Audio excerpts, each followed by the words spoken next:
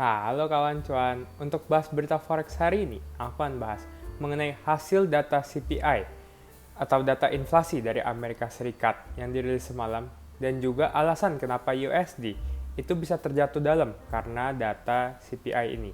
Nah, sebelumnya disclaimer on ya, ini hanyalah hasil analisa fundamental aku dan bukan saran trading, sehingga resiko trading tanggung masing-masing ya. Semalam, salah satu data inflasi dari Amerika Serikat, yaitu data CPI, dirilis. CPI atau Consumer Price Index merupakan data yang mengukur inflasi dari sisi konsumen.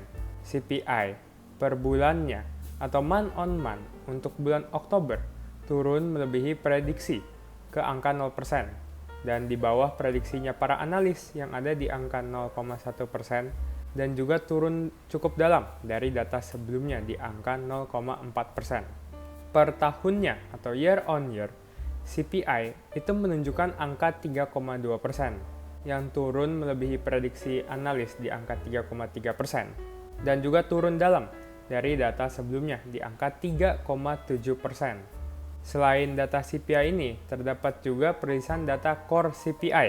Core CPI merupakan data inflasi atau data CPI yang tidak menghitung perubahan harga energi dan makanan yang sering dianggap volatile.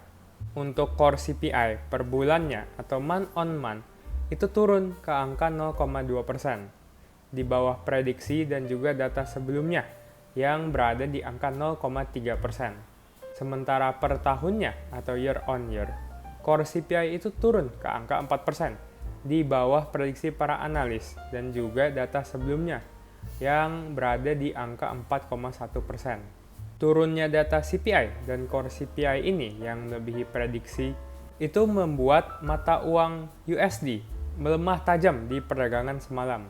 Indeks USD atau DXY yang mengukur kekuatan USD itu turun dari level 105,732 ke angka 103,987 semalam. Selain itu, kedua data CPI ini juga semakin meyakinkan para pelaku pasar bahwa The Fed sudah selesai dengan siklus kenaikan suku bunganya dan tidak akan menaikkan suku bunganya lagi di meeting FOMC bulan Desember mendatang. Bahkan, peluang The Fed untuk lanjut menahan suku bunganya di meeting FOMC bulan Desember menurut para pelaku pasar sekarang ada di angka 94,5%, sangat dekat dengan angka 100% dan juga naik drastis dari angka 80,5% kemarin sebelum data CPI ini dirilis.